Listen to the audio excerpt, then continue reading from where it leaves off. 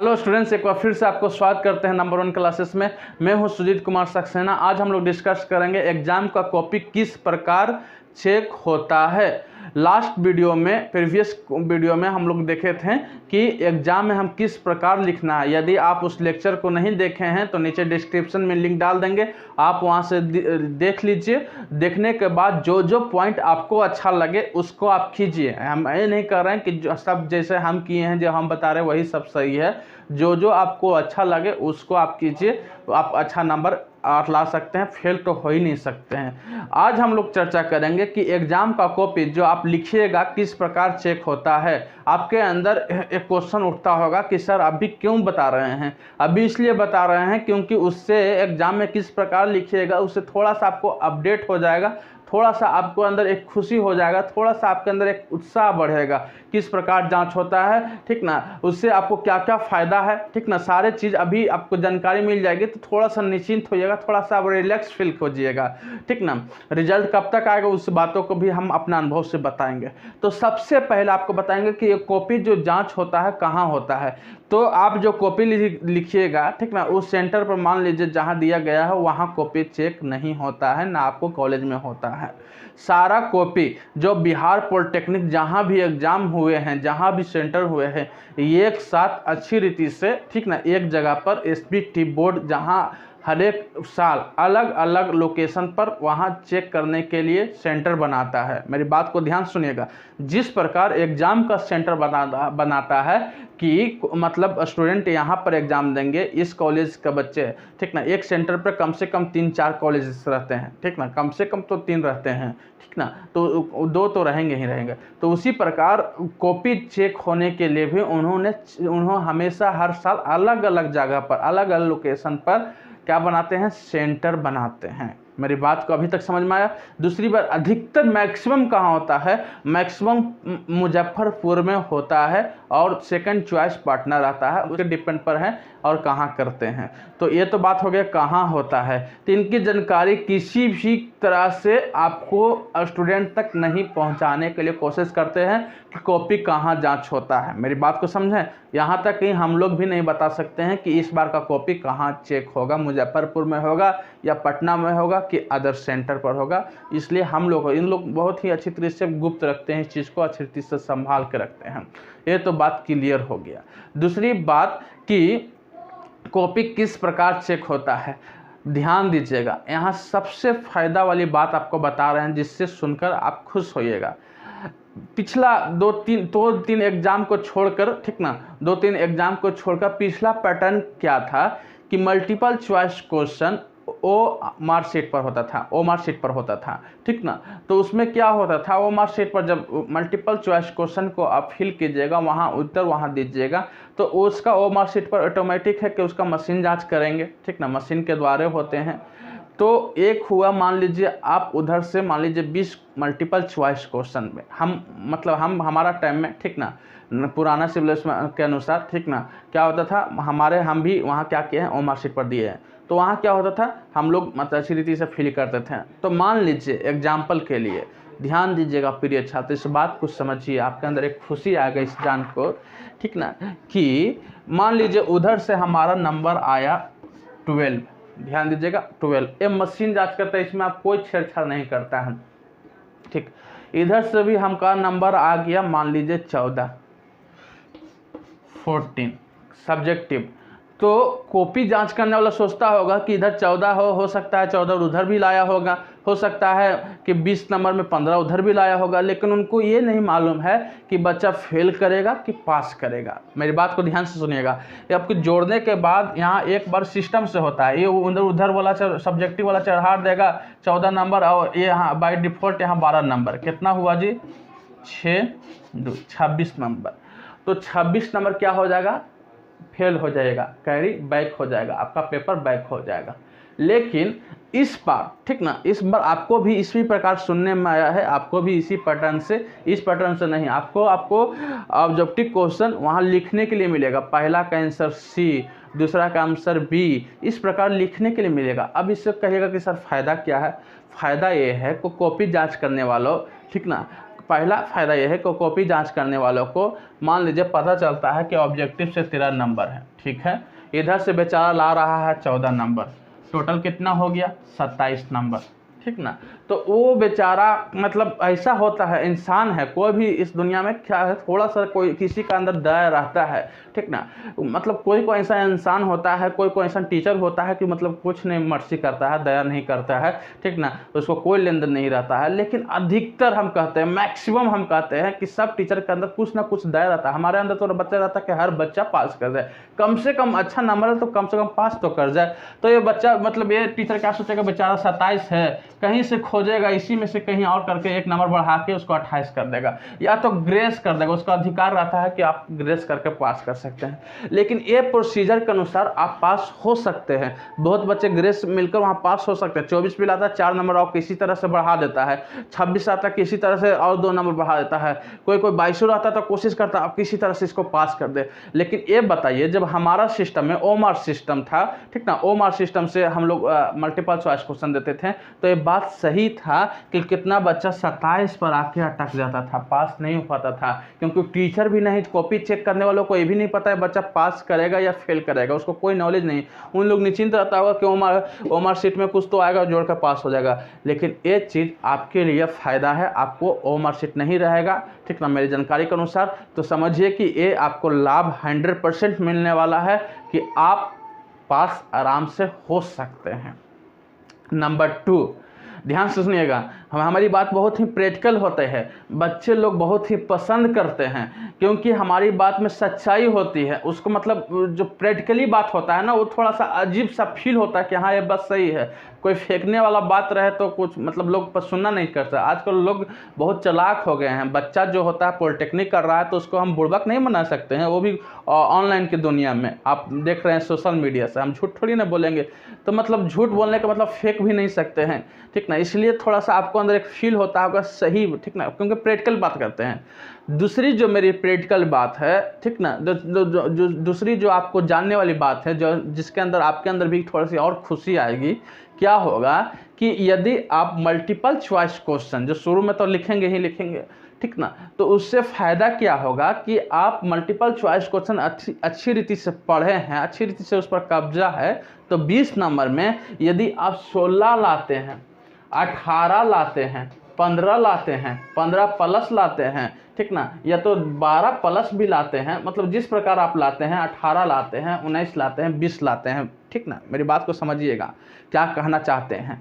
जो भी आप लाइएगा तो उससे टीचर के अंदर जो बच्चे कमज़ोर भी होते हैं तो मल्टीपल चॉइस क्वेश्चन याद हो जाता है, उसको देखते ही आंसर पता चल जाता है, अच्छा ये आंसर है। तो उसको से क्या होता है कि मल्टीपल चॉइस क्वेश्चन आप लाएँ 18 या तो लाएँ 16, तो वो टीचर सोचता है अच्छा ये तो बच्चा तेज है, क्योंकि मल्टीपल चॉइस क्वेश्चन तो 116 लाया है, 20 में 16 लाया है, कितना में 20 में 16 लाया है, तो उधर कुछ भी लिखेगा तो उसका दिमाग में सेट है कि 20 में 16 लाने वाला है, 20 में 18 लाने वाला बच्चा है। क्योंकि हम पिछला वीडियो में बता चुके हैं कि जो कॉपी जांच करने वालों को ये पता नहीं है कि बच्चा गधा है कि गधी है, कि तेज है कि बहुत तेज है, उसको सब रोल नंबर केवल दिखाई देता है, उसको कुछ नहीं पता है। आपको मतलब हम लोग क्लास टीचर में यदि क्लास में पढ़ाते तब पता चलता है वो बच्चा थोड़ा सा डल है, थोड़ा सा वो बच्ची तेज है, वो बच्चा तेज है, ठीक है। तो थोड़ा सा हमारे अंदर मतलब इंसान है, वो कुछ ना कुछ बाय डिफ़ॉल्ट उसमें आ जाता है, कॉपी देखते ही के साथ नंबर बैठ जाता है। लेकिन यहाँ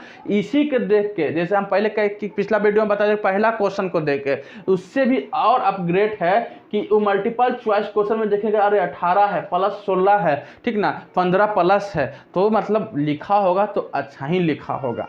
मेरी बात समझे। दो प्रकार के दो आपकी खुशी आ गई। तीसरी खुशी आपको देने जा रहे हैं, ध्यान सुनिएगा। तीसरा बात खुश देने जा रहे हैं, अगर आपको ओ मार्कशीट ना मिले इस प्रकार लिखना, तब आपको अंदर ये निश्चिंत रहना चाहिए आपके अंदर। अभी देखिए कल क्या होता है, क्योंकि एसबीटी एग्ज़ाम का जो चीज़ है ना, थोड़ा सा उनको सिक्योर करके रखा है। पिछला बार कॉपी में लिखना था, इस बार क्या होगा, थोड़ी से हमारी मतलब आपको कल पता चल जाएगा। अब थोड़ा सा उसको देखकर यदि अगर कॉपी में मतलब मल्टीपल चॉइस क्वेश्चन लिखना तो अंदर 2 खुशी आपको अंदर ऑटोमेटिक आ जाना चाहिए, वो आपको कल पता चलेगा।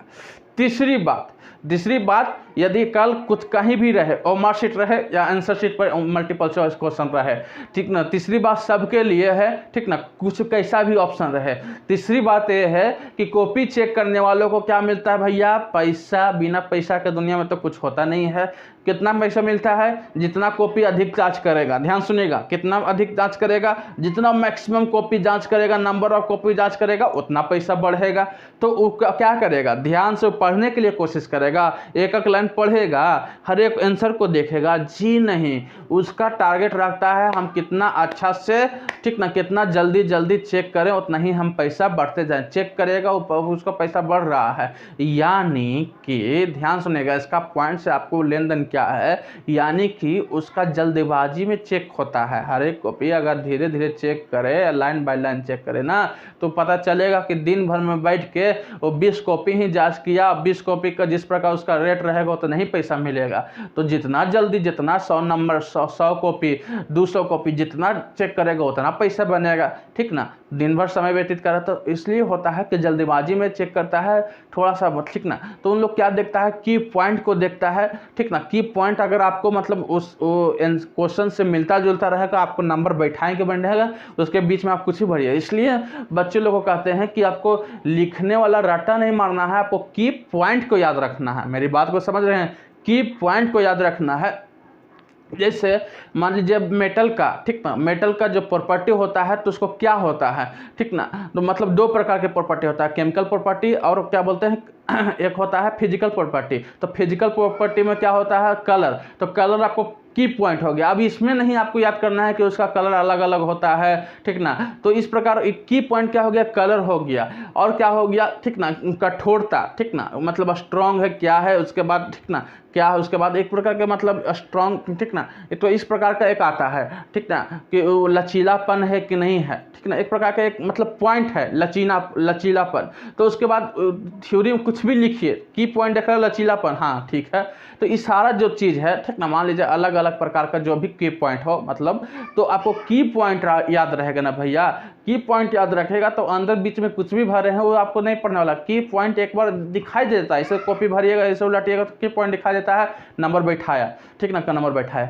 कॉपी चेक करने वालों को, ठीक ना, तो इससे फायदा क्या, तीसरी बात को बोलकर हम आगे बढ़ने वाला है। इससे फायदा क्या है कि आप बीच में कुछ भी लिखिए, आपको ये भी आपको लिखते समय, एग्जाम लिखते समय रखना कि हम जो कॉपी लिख रहे हैं, जो चेक करेगा उसको पैसा बनेगा जितना जल्दी चेक करेगा। इसलिए आपको जितना अधिक पेपर रहे, अगर हर एक मतलब किसी प्रकार से गलती भी लिखिएगा, हर पेपर लिख दीजिएगा, पूरा पेपर लिख दीजिएगा, तो 22-23 पेपर रहता है, तो 22-23 नंबर तो उधर से हो जाएगा। हर पेपर में 1 नंबर देगा तो इतना तो आप 10 नंबर तो इधर से ला ही सकते हैं। तो 22 नंबर उधर से 10 नंबर इधर से, कितना नंबर हो गया, 32 नंबर। तो मतलब कॉपी आपको भरा होना चाहिए, खाली पेज में तो कोई नंबर देगा ही नहीं देगा।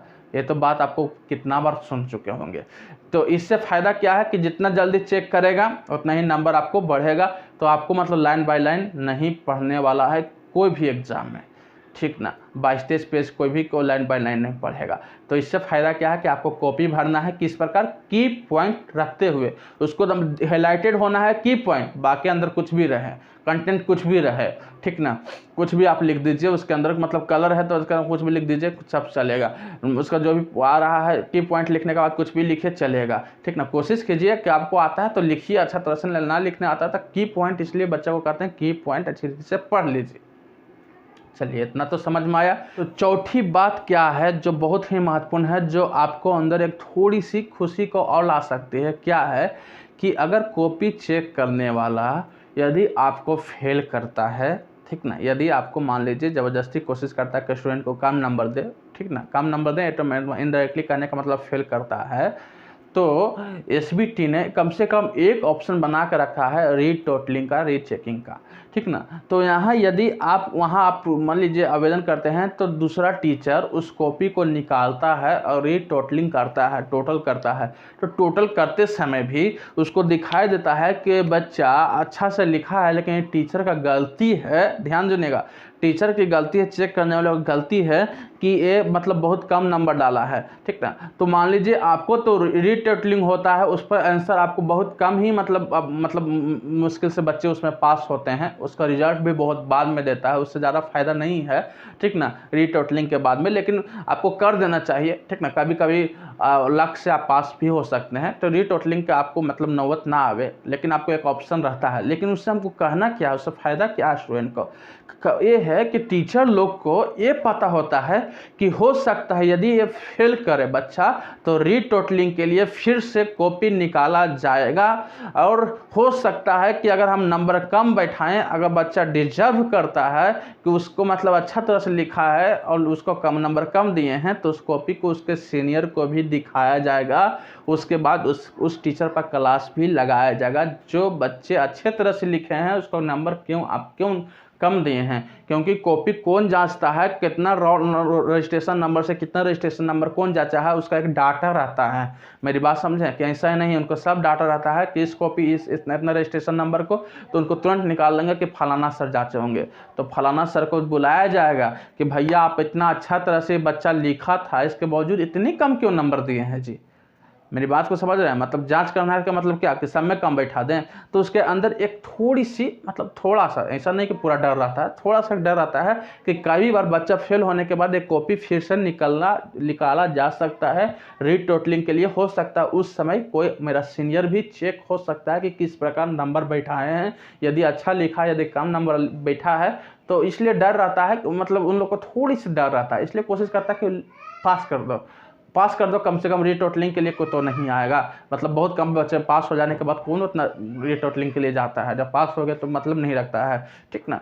तो ये चीज़ इससे आपको फायदा होता है, कम से कम टीचर को फेल करते समय, कम नंबर बैठाते समय एक डर रहता है कि रीटोटलिंग होते समय, ठीक ना, रीचेक होते समय फिर से आपको एक रिजल्ट के बाद निकाला जा सकता है। ये तो रहता है, उसके अंदर थोड़ी सी डर रहता है कि हमारे सीनियर क्लास लोग हो सकता है अगर ज़्यादा ऐसा गलती करे तो नेक्स्ट बार उसको चेक करने के लिए बुलाया ना जाए तो इनडायरेक्टली उसको पैसा भी नहीं बनेगा। तो इससे मतलब एक स्टूडेंट को एक खुशी होना चाहिए, मालूम भी होना चाहिए कि ऐसा भी बात रहता है। सब बात स्टूडेंट को खराबी के लिए नहीं रहता है, इसमें अंदर की बात है, जो बोलते हैं ना अंदर की बात है, तो ये अंदर की बात है। तो लास्ट बात जो आपके बहुत देरी से इंतज़ार कर रहे थे कि सर रिजल्ट कब आएगा, जो अभी एग्ज़ाम लिखेंगे, तो SBT के, ठीक ना, जो प्रीवियस, ठीक ना, 5-6 ईयर से हम देखते आ रहे हैं, सबसे पहले मार्च में एग्ज़ाम हो रहा है, तो अप्रैल तो आपको देगा नहीं, मई में आपको रिजल्ट देगा। ध्यान दीजिएगा, वो मई में आपको रिजल्ट देगा।